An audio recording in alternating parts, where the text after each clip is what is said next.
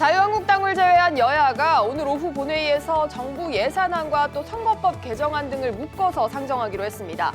한국당 새 원내대표 선출 결과가 막판 변수로 꼽히는 가운데 잠시 후 12시 한국당을 포함한 3당 원내대표 개정이 예정돼 있습니다. 김용범 기획재정부 1차관이 미중 간 추가 관세 부과로 금융 외환 시장 변동성이 더 커질 수 있다면서 비상계획에 따라서 대응하겠다고 말했습니다. 투기 등 환율 변동 시에도 시장 안정 조치를 예고했습니다. 정부가 내년 주 52시간제 확대 시행을 앞두고 이르면 내일 최종 보완 대책을 발표할 것으로 보입니다.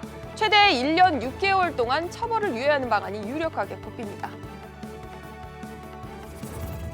정부가 비트코인과 이더리움 등 가상화폐 거래에도 소득세 부과를 추진합니다. 주식 양도소득세 등 투자 수익에 세금을 부과하는 방안도 검토 중입니다. 이상 이 시각 주요 뉴스입니다.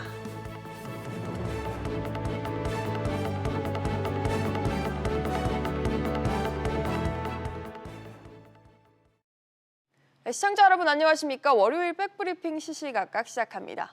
첫 소식입니다. 자유한국당을 제외한 여야 4+1 협의체는 오늘 본회의를 열어서 512조 원대 예산안과 패스트트랙 법안 처리를 시도하기로 합니다.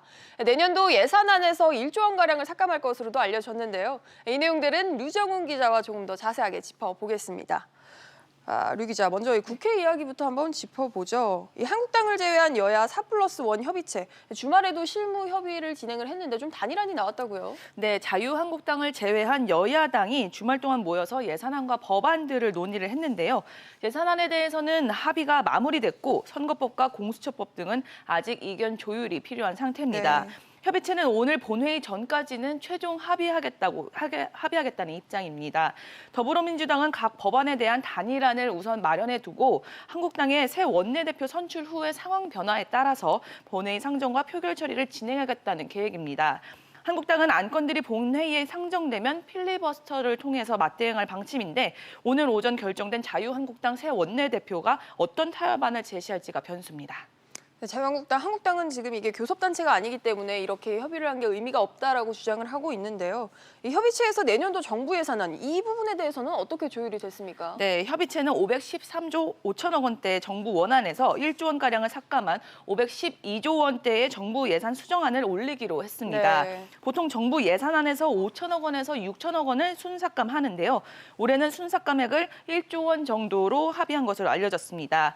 예산안의 경우 4+1 협의체가 실무 협상을 통해 수정안 협상을 마무리하고 이어 기재부 차원의 시트 작업이 진행이 되는데요.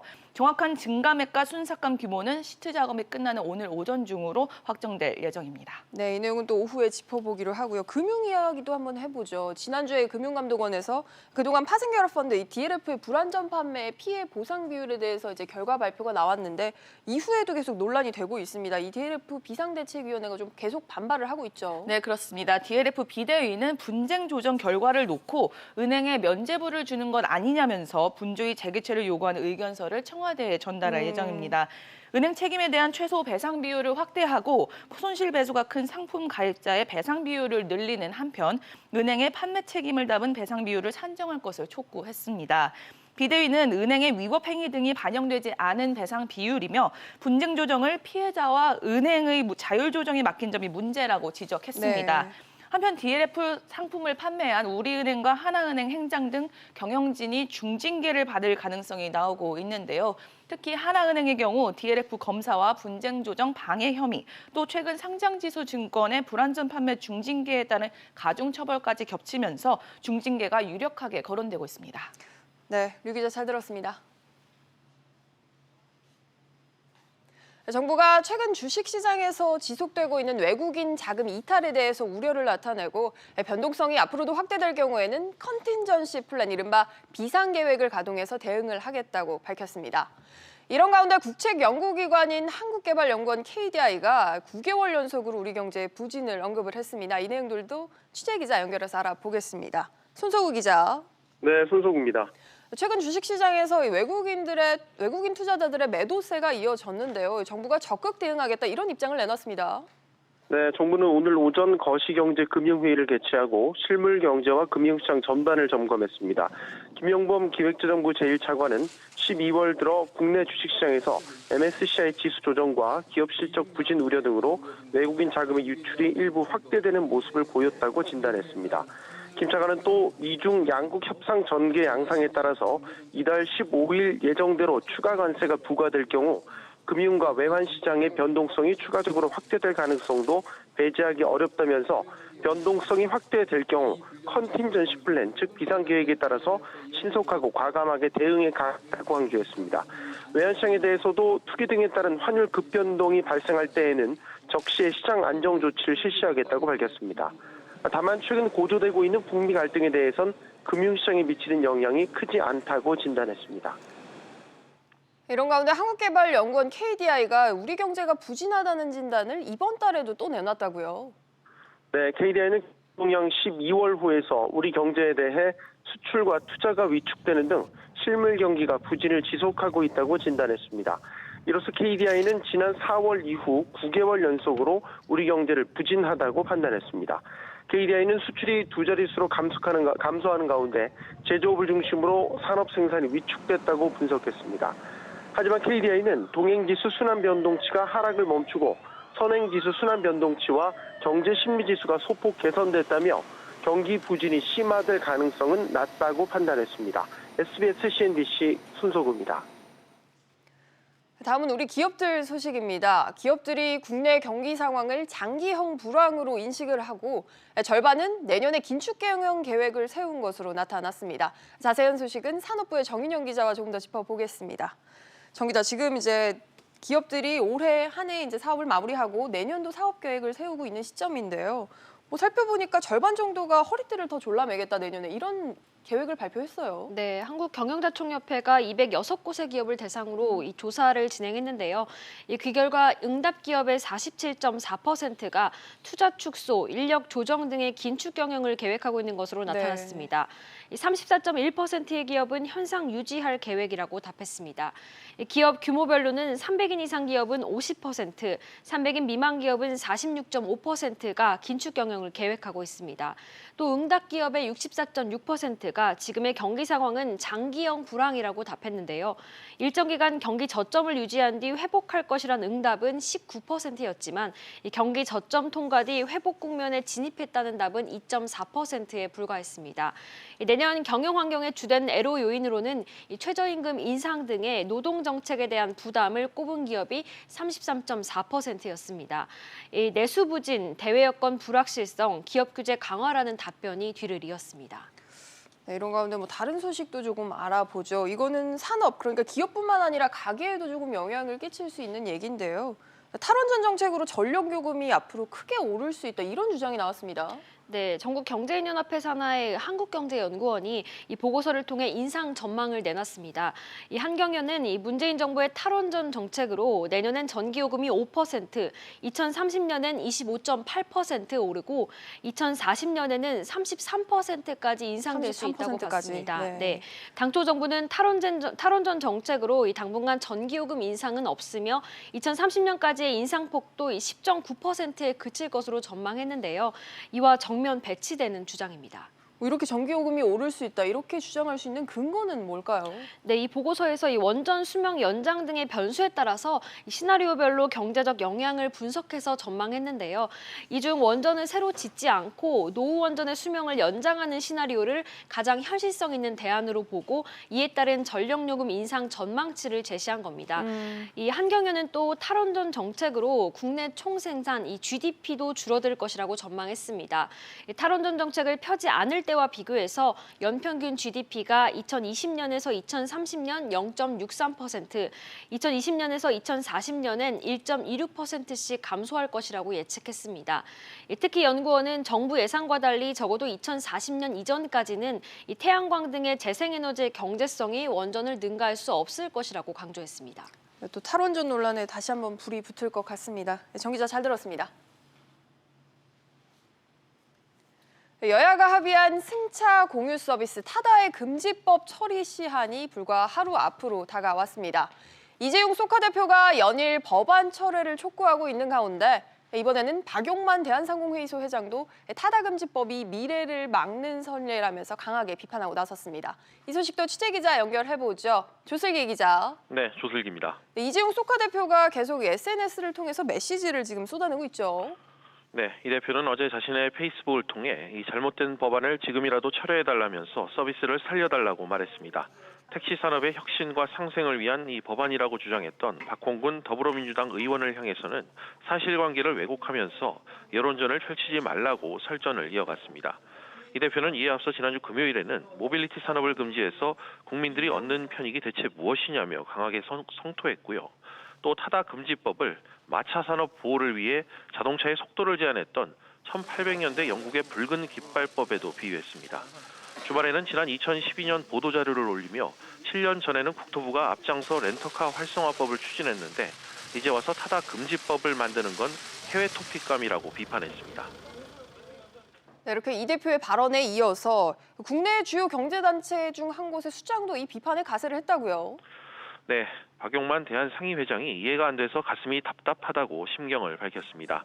박 회장도 SNS에 미래를 이렇게 막아버리는 선례를 남기면 앞으로 또 다른 미래 역시 정치적 고려로 막힐 가능성이 높아질 수밖에 없다고 말했습니다. 그러면서 택시를 보호하려는 의도는 이해가 가지만 아무리 생각해도 납득이 안 간다며 수많은 시민의 불편과 선택의 자유 제한에 대한 여론도 고려해야 한다고 덧붙였습니다. SBS CNBC 조슬기입니다. 이런 가운데 재계가 규제 개선이 필요한 과제들을 정부에 모아서 전달을 했습니다. 기업 혁신 성장의 발판을 마련하자는 차원인데요. 취재기자 연결해서 자세한 소식 알아보겠습니다. 권세욱 기자. 네, 권세욱입니다. 네, 우리 재계가 전달한 과제들 얼마나 됩니까? 전경련 산하 한국경제연구원은 규제 개선 과제 66건을 국무조정실에 전달했다고 밝혔습니다. 이 가운데 건설 입지 분야가 절반으로 가장 많았습니다. 이어 유통 8건, 에너지 7건, 금융 4건 등이 그 뒤를 이었습니다. 네, 가장 건수가 많았던 게 건설 입지 분야였는데 구체적으로 어떤 내용들이 포함이 됐습니까? 우선 품질관리자 배치 기준을 낮춰달라는 요구가 대표적입니다.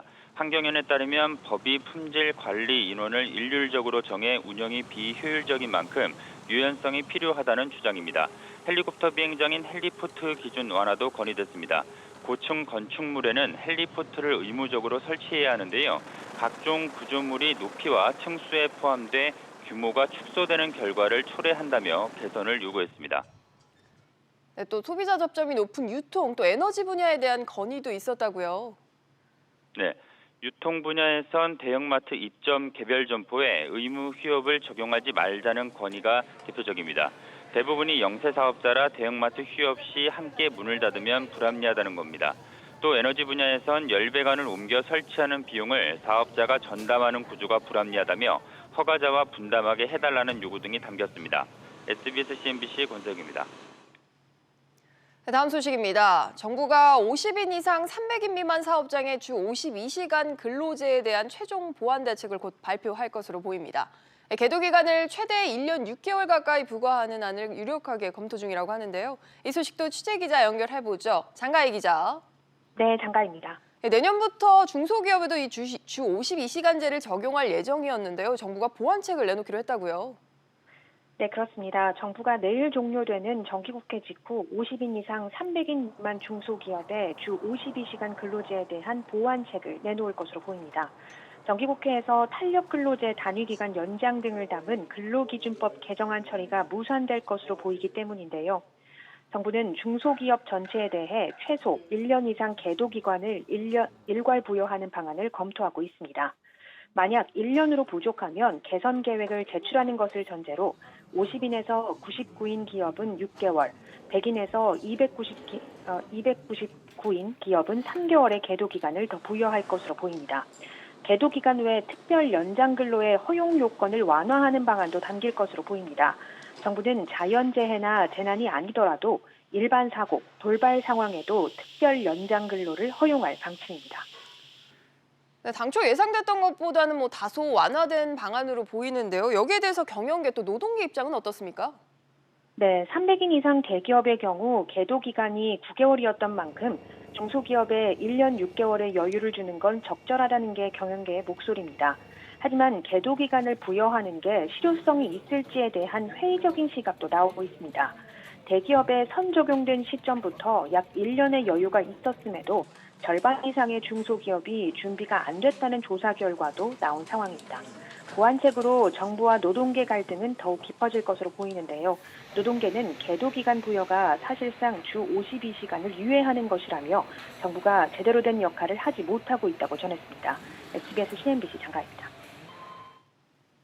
우리나라의 노동 인구가 앞으로 20년 동안 전 세계에서 가장 가파르게 줄어들 것이라는 세계무역기구 WTO의 전망이 나왔습니다. 자세한 소식은 바로 취재기자 연결해보죠. 정인아 기자. 네, 정인아입니다. WTO의 전망이 우리나라의 노령화 문제를 직접 언급했다는 점에서 주목을 끄는데요. 구체적으로 설명을 해주시죠. 네, WTO가 발간한 세계 무역 보고서를 보면 20년 뒤인 2040년에는 우리나라 인구가 지난해와 같은 수준을 유지하지만 노동 인구는 17%가 줄어들 것으로 추산됐습니다. 전 세계 평균 노동 인구가 17% 늘어날 것으로 전망된 것과 비교하면 정반대의 흐름이 나온 겁니다. 또 주요 국가와 지역 가운데 우리나라 노동 인구 감소율이 가장 컸습니다. 한국 다음으로 중국과 일본의 노동 인구가 같은 기간 각각 14%씩 줄어들 것으로 전망됐고 러시아와 유럽연합이 뒤를 이었습니다. 네, 정 기자, 우리나라의 노동 인구 중에서도 특히 비숙련된 노동 인구가 50% 넘게 줄어들 것이다. 이런 전망이 나왔어요. 네, WTO는 고등교육 수준 미만인 비숙련 노동 인구의 감소율이 한국의 경우 51%에 달할 것으로 예측했습니다. 이 역시 세계에서 가장 가파른 수준인데요. 다만 숙련 노동 인구는 20년 뒤까지 26%가량 늘어날 것으로 전망했습니다. WTO는 노동 인구가 큰 폭으로 줄어들면서 한국의 국내 총생산 GDP가 같은 기간 65% 증가하는 데 그칠 것으로 예측했습니다. 한국의 예상 GDP 증가율은 전 세계 평균인 80%보다 15%포인트 낮은 수준입니다. SBS CNBC 정인아입니다. 다음은 OECD 소식입니다. 지난 10년 사이에 청년 실업자가 OECD 회원국은 평균 14% 줄어든 데 비해서 우리나라는 오히려 28%가 더 증가한 것으로 나타났습니다. 이 소식도 취재기자 연결해보죠. 오정인 기자. 네, 오정인입니다. 네, 우리나라의 청년 실업자 얼마나 늘었습니까? 네, 한국경제연구원이 발표한 자료에 따르면 우리나라 청년 실업자는 지난 2008년 31만 8천 명에서 2018년 40만 8천 명으로 늘었습니다. 반면 OECD 평균 청년 실업자는 같은 기간 41만 6천 명에서 35만 8천 명으로 준 것으로 나타났습니다. 우리나라 청년 실업자 순위는 지난 10년 사이 OECD 36개국 가운데 24위에서 26위로 떨어졌습니다. 네, 우리나라 청년 실업률이 이렇게 높게 나타난 이유 구체적으로 어떤 걸까요? 네, 통계적으로는 청년 경제활동 인구는 줄었는데 실업자 수가 늘어나 순위가 더 떨어졌기 때문인데요. 우리나라 청년 경제활동 인구는 지난 2008년 445만 6천 명에서 10년 사이 431만 2천 명으로 줄었습니다. 청년 실업률은 지난 2018년 9.5%로 10년 전보다 2.4% 올랐습니다. OECD 평균 청년 실업률이 1.3% 감소한 것과는 대조적입니다. 지난 2008년 11위였던 우리나라 청년 실업률은 10년 사이 22위로 떨어졌습니다. 그렇군요. 오 기자, 우리나라의 청년 고용 지표가 이렇게 OECD 평균과 큰 차이를 보이는 이유는 뭘까요? 네, 우리나라 대학 진학률이 높지만 일과 학업을 병행하는 비율은 낮은 점이 주 요인으로 지목됐습니다. 지난 2017년 우리나라 대학 진학률은 69%였는데 일과 학업 병행 비율은 8분의 1에 그쳤습니다.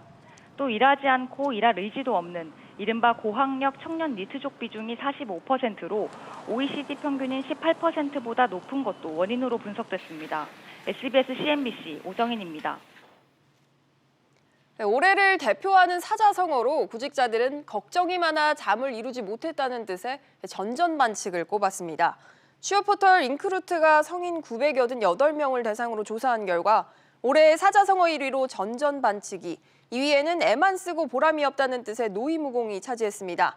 직장인이 가장 많이 선택한 올해의 사자성어는 스스로 살 길을 찾는다는 뜻의 각자도생으로 꼽혔습니다. 정부가 중장기 금융세제 개편에 나섰습니다. 소득이 있는 곳에 세금이 있다라는 과세 원칙에 따라서 암호화폐 등 이른바 가상자산의 거래와 주식 투자 수익에도 세금을 내는 게 골자입니다. 자세한 소식은 취재기자 연결해보죠. 신인철 기자. 정부가 비트코인 등 가상화폐 등에도 소득세 부과를 추진키로 했다고요. 네, 기획재정부에 따르면 정부는 가상자산 소득세 과세 방침을 정하고 내년 세법 개정안에 구체적인 과세 방안을 담을 예정입니다. 정부는 특정 금융거래 정보의 보고 및 이용 등에 관한 법률, 이른바 특금법의 국회 통과 여부와는 별개로 가상자산에 대한 과세 근거를 만들어 세금을 내게 하겠다는 입장입니다. 다만 가상자산을 양도소득으로 볼지 기타 소득으로 볼지가 관건인데요.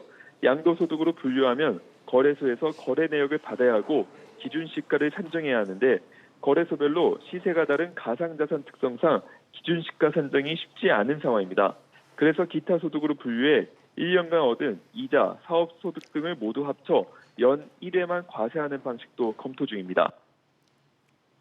뿐만 아니라 주식이나 파생상품 관련 차익에 대해 과세하는 방안도 추진키로 했다고요. 네, 기획재정부는 한국조세재정연구원과 자본시장연구원에 발주한 중장기 주식시장 과세제도 개선 방안 연구 용역 결과가 나오면 금융투자소득의 손익통상과 2월 공제 등 금융세제 개편 방안에 나설 예정입니다. 금융투자소득 손익통상은 펀드 같은 금융투자 상품 안에서나 주식, 채권, 펀드 등의 투자 손익을 합쳐 손실은 2월 공제하고 순이익에 대해서만 과세하는 방안을 말합니다. 개선안에는 금융투자 상품 간 발생 손익통상 허용 여부와 양도손실 2월 공제 허용, 단기 투기 매매 방지 및 장기 투자 유도 방안 등이 담길 것으로 알려졌습니다. 이러한 개편은 올해 상반기 증권거래세 인하 이후 조세 균형을 맞추기 위해 양도세 범위를 확대하는 흐름에서 결정된 것인데요. 그러나 거래세 축소에 비해 양도세 범위가 급격하게 확대하면 관련 세금 부담이 커지고 증시가 침체하면 오히려 세수가 더 줄어들 수 있어 때문에 정부는 양도세를 부과하는 해외 선진국 등의 사례를 검토한 뒤 반영하겠다는 입장입니다. SBS CNBC 신윤철입니다. 사우디아라비아의 국영석유사 아람코의 상장 주식이 모건 스탠리 캐피털 인터내셔널 MSCI 신흥시장 지수에 새로 편입되면서 우리나라 비중이 감소하겠지만 규모는 크지 않을 것이란 전망이 나왔습니다. KB증권은 아람코의 MSCI EM 지수 편입으로 중국의 비중 감소 폭은 0.15%포인트로 가장 크고 대만과 한국은 각각 0.05%포인트의 비중 축소가 예상된다라고 진단했습니다. 또 해당 자금 유출이 우리 증시에 미칠 영향은 작을 것이라고 분석했습니다.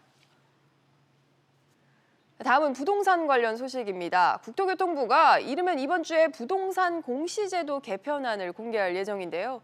시세 대비 공시가격의 비율인 현실화율을 80%까지 단계적으로 높이는 방안이 유력한데 이에 따라서 보유세 부담도 커질 것으로 보입니다. 이 소식은 엄하은 기자와 조금 더 자세히 짚어보겠습니다. 엄 기자, 개편안에 어떤 내용 담길까요? 네, 올해 아파트 공시가격의 시세 반영 비율은 평균 68%입니다. 거래가 많지 않은 단독주택은 53%, 표준지 공시지가는 64.8%입니다. 네. 그런데 주택 유형별로 격차도 크고 시세를 제대로 반영하지 못한다는 지적이 끊이지 않으면서 이를 단계적으로 80%까지 높이는 방안이 검토되고 있는 것으로 알려졌습니다. 또 그간 논란이 됐던 산정 기준과 관련해 유형별, 지역별, 형평성을 맞출 수 있도록 산정 기준과 오류 검증 시스템도 정비하겠다는 계획입니다. 이렇게 공시가격 오르면 보유세 외에 다른 것들도 같이 부담이 늘어나지 않습니까? 네, 그렇습니다. 공시가격은 재산세와 종부세 등 보유세를 부과하는 기준이죠. 공시가격이 오르면 건강보험료도 오르고 기초연금 수급액도 깎일 수 있습니다. 특히 고가주택과 다주택자들의 부담이 늘어날 전망입니다. 네. 이런 가운데 서울 아파트값 상승세는 역대 최장인 6년 연속 이어질 것으로 보입니다. KB국민은행에 따르면 올해 들어 지난달까지 서울의 아파트값은 지난해 말과 비교해 1.8%가량 올랐고 수도권의 아파트값도 0.3% 상승했습니다. 지난 5년간 상승세를 더하면 6년 연속 상승이 이어진 건데 이는 통계 작성이 시작된 1986년 이후 처음 있는 일입니다. 여기에 내년 서울 아파트 입주 물량이 5년 만에 줄어들 전망이어서 집값 상승폭이 확대될 가능성도 있습니다. 이런 가운데 한국감정원이 최초로 공시가격에 대한 시스템을 공개를 했어요. 네, 부동산 공시제도 개편안 공개를 앞두고 한국감정원이 50년 만에 처음으로 공시가격 시스템을 공개했습니다.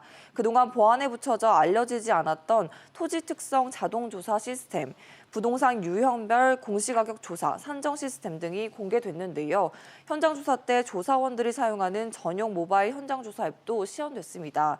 감정원 관계자는 가격 심사를 정밀히 하고 검증 시스템을 구축해 형평성 등 문제가 재발하지 않도록 하겠다면서 전문성도 높일 것이라고 강조했습니다. 네, 엄 기자 잘 들었습니다. 최근 서울 수도권을 중심으로 아파트 청약 과열 양상이 펼쳐지면서 정부가 경기도 과천 부동산에 대해서 규제 확대를 검토하고 있습니다. 청약 1순위 자격을 얻기 위한 의무 거주 기간을 늘리는 방안이 거론되고 있는데요. 취재기자 연결해서 자세한 소식 알아보겠습니다. 이광우 기자. 네, 이광우입니다. 이거 얼마나 늘리겠다는 겁니까? 네, 한 지역에서 1순위 청약을 하려면 그 지역에서 의무적으로 거주해야 하는 기간을 채워야 자격이 주어지는데요. 경기도의 경우에는 1년이 이 조건인데 최근 과천시는 이 기간을 2년이나 3년으로 올리는 방안을 경기도에 건의한 것으로 전해졌습니다. 결정 권한이 있는 경기도는 이를 검토하면서 주무부처인 국토부의 의견을 물어보기도 했는데요. 경기도와 국토부는 아직 정식 검토 수준은 아니며 구체적인 내용은 결정되지 않았다고 설명했습니다. 네, 기자. 어쨌든 검토는 하고 있다는 건데 최근 과천 상황이 어떻길래 이렇게까지 하는 겁니까? 네, 경기도 과천시는 최근 주택 청약 시장에서 가장 큰 관심을 받고 있는 곳 중에 하나입니다. 인구수는 6만 명도 안 되는데 서울 접근성이 좋고 앞으로 지어질 아파트도 많아서 전세로 의무 거주 기간을 채운 뒤 1순위로 청약을 하려는 수요가 몰리고 있는 겁니다. 특히 소형 아파트 위주로 물량이 씨가 말랐다는 말까지 나올 정도로 전세 시장에 열풍이 불고 있습니다. 이 같은 분위기 속에 전셋값은 올해 들어 지난주까지 10% 넘게 오르면서 전국에서 가장 높은 상승률을 기록했고 지난주 일주일 동안에만 1% 넘게 오를 정도로 과열 양상을 보이고 있습니다. SBS CNBC 이광우입니다. LG화학이 정부의 해외 인수합병 투자 공동지원 협의체와 50억 달러 규모의 장기 금융협력 협약을 체결했습니다. 이번 협약에 참여한 산업은행과 수출입은행, 농협은행은 내년부터 5년간 모두 5조 9천여억 원 규모로 LG화학의 2차 전지 관련 전 세계 시설 투자 자금을 공급할 예정입니다. 또 이들 금융기관과 LG화학은 1,500억 원 규모의 동반 성장 펀드를 조성해서 2차 전지 중소 중견 협력 업체를 지원할 방침입니다. 증시 상황입니다. 현재 국내 증시 모두 오름세 보여주고 있습니다. 코스피가 0.46% 오르며 2,091포인트 나타내고 있고요. 코스닥 역시 0.05% 오름세입니다. 628포인트 나타내고 있습니다. 오늘 눈에 띄는 종목들 함께 살펴보시죠. 우선 삼성전자입니다. 삼성전자 현재 외국인의 매수세에 현재 오름세 보여주고 있고요. 삼성바이오로직스 같은 경우 오늘 오후 분식회계 수사 과정에서 증거를 인멸한 임직원들의 선거 공판을 앞두고 약세 보여주고 있습니다. 1.65% 하락세 보여주고 있습니다. 마지막으로 LG디스플레이입니다. TV용 LCD 패널 가격이 내년 상승세를 이어갈 것이란 전망에 오늘 급등하고 있는데요. 현재 8.16% 오르며 15,900원에 거래되고 있습니다. 지금까지 증시 상황이었습니다. 상대 수비수가 가득한 경기장처럼 우리 정치도 경제도 이런저런 장애물에 좀처럼 앞으로 나가지 못하고 있습니다. 압도적인 전진이란 무엇일까 생각해 보게 되는 시점인데요.